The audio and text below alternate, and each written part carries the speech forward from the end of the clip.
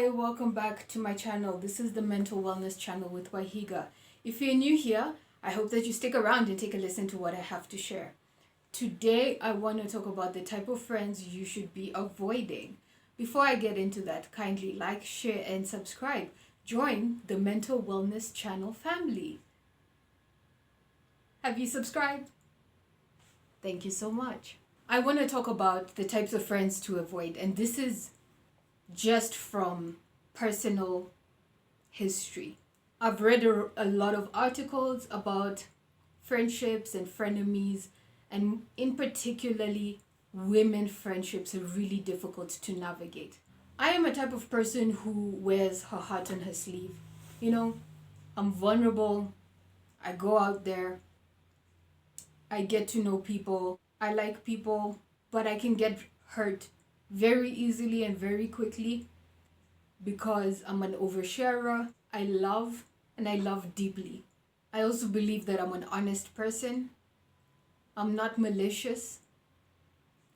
I don't intentionally try to hurt people. And so when I meet people, specifically women, that I'm trying to be friends with or I am friends with, I go in full throttle.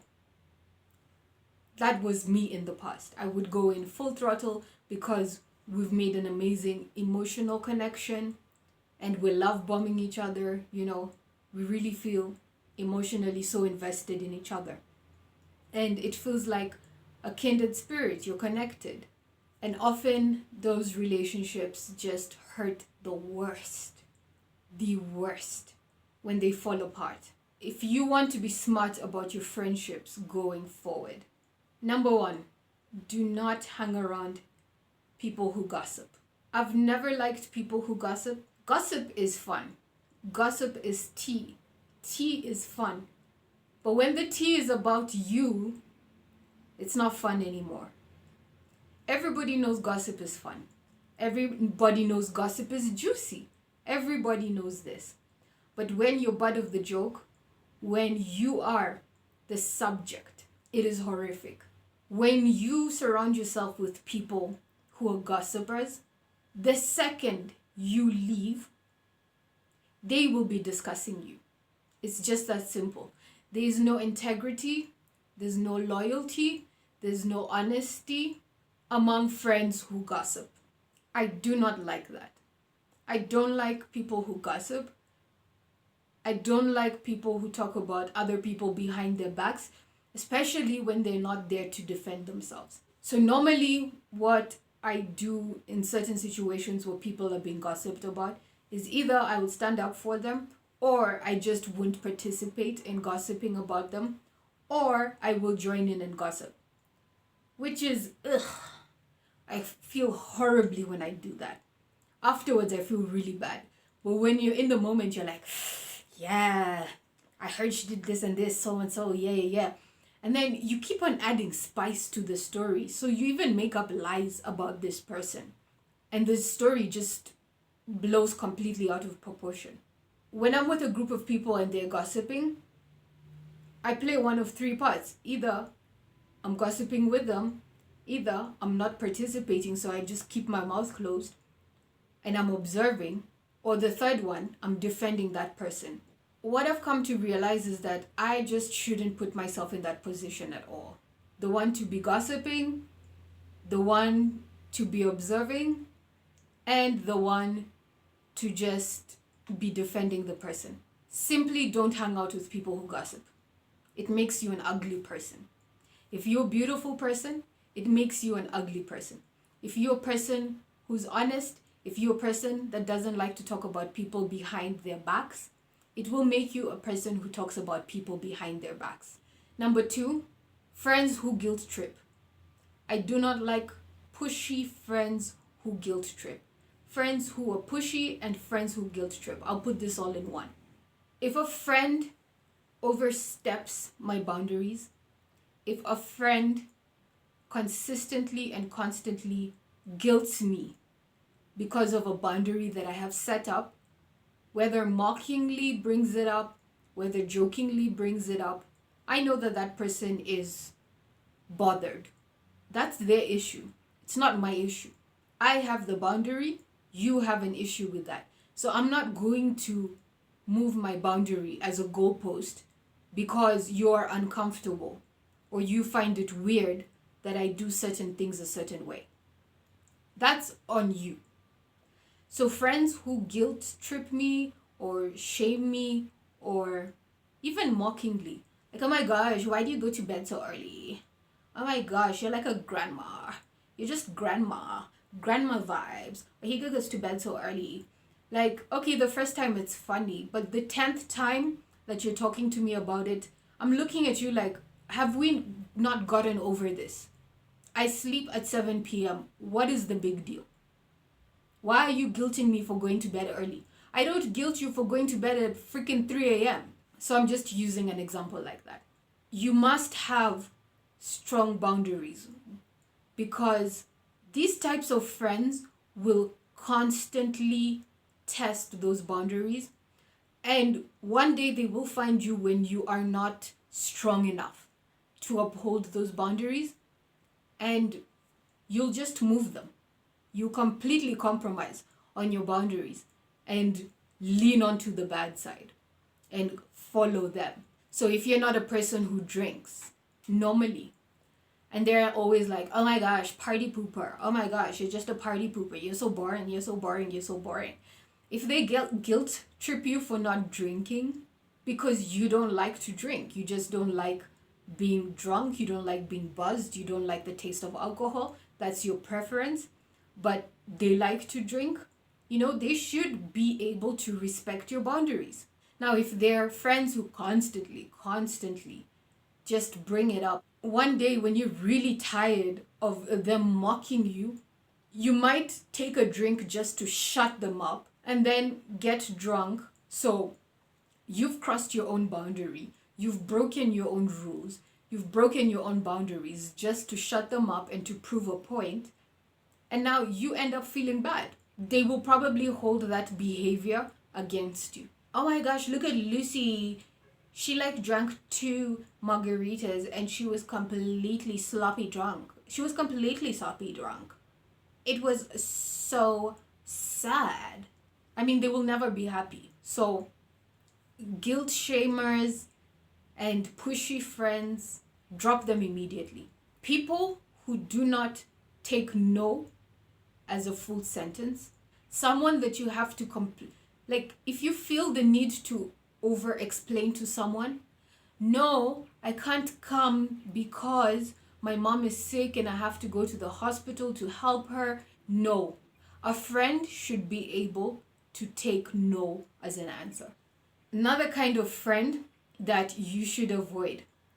Avoid having older friends just because you think having older friends is a good thing. Just because someone is 60 years old does not mean this person is a healthy person. Oh, I have seen flames when it comes to older women and friendships.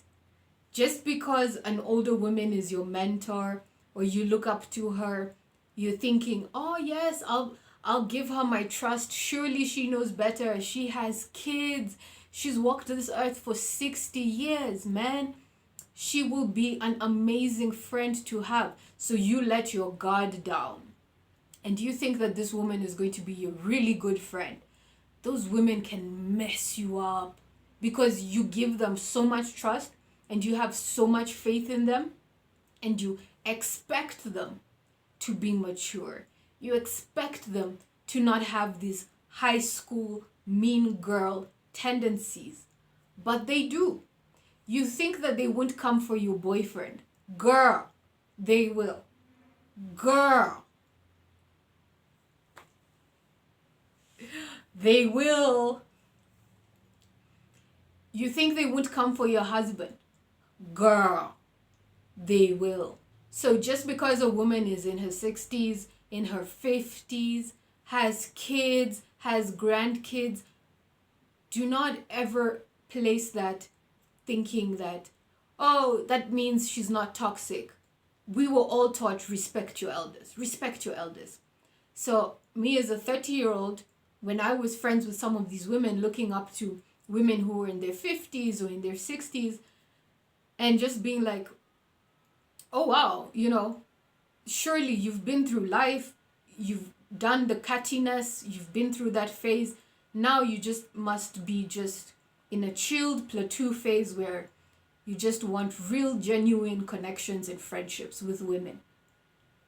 There were a lot of games that were played. There was a lot of gossiping. There was a lot of cattiness. And that is why you can't overlook a woman's age.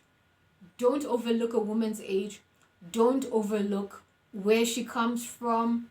Don't overlook what positions she holds. Don't put this false idea in your head that, oh, because she's a mom, because she's an auntie, because she's a CEO, or because she runs her own business and companies, or because she does this and that and has grandchildren, she should be an exceptional friend. What? No. Don't do that. And that is especially for my younger women. That is a huge mistake I made. Women are women. Women can be women. And women are catty, yo. Women can get you at any point in time. The fourth thing I would say, the fourth type of friend to avoid, the love bomber kind of friend. The friend who comes in and is just boom, all up in your grill, all up in your space, all up in your everything. From the moment you guys met, just wants all of you, all your attention, all your affection, wants to know what you're doing, where you've been. From the moment you wake up, we have to talk. Every weekend, we gotta meet up. After work, yo, call me. During work, text me. It's like, are we in a full-blown relationship? And then when you kind of back off like, hey, this is a bit too much, they get offended and they start saying things like, oh, you're selfish, or you're this, or you're that, or you're this. It's like, no, the way you're coming on to me is too strong. It's just too much. Like, I understand we have a good connection. I understand, like, we're feeling each other's stories, and like it's so hard to find another woman with whom you can share like your heart with and stuff like that. But we're moving like too fast. Like, you seem to be unstable, and I am not your rock. The good Lord is your rock. The good Lord is my rock. I am not it, sis. So that type of friend that love bombs is very desperate to be in constant communication with you. And when you pull back, all of a sudden, you're the problem. Yeah, that's the type of friend that I would stay away from. Because that friend needs to realize that you have a life. You have a life outside of that person. You have a business life. You have a family life. You have an alone time life. You have a health life. You have a work life, you have a spiritual life, you have a life, okay? And you can't carry that person, that friend with you everywhere you go. Like, how can you be my top priority? Apart from that, I have no time to keep a 24-hour relationship with another woman. I can't regulate your emotions. That is for God. Fifth friend that I would really run away from is that friend who always criticizes you. That friend who is always criticizing you and has nothing to say for herself. She doesn't compliment you. She's just always like, you're selfish. You're like this. You're like that. There's just something so messed up about that. And I've noticed this about friends that you allow to get really, really close to you. They'll get really close to you and then they'll walk around feeling very entitled around you and start telling you things like, you know what, you're selfish. The more you talk, the more I realize you're a selfish person, Waihiga. And you're like, what? I mean, there's being a friend and then there's just being a hater. Like, what is that? And this typically happens when you start a friendship with love bombing.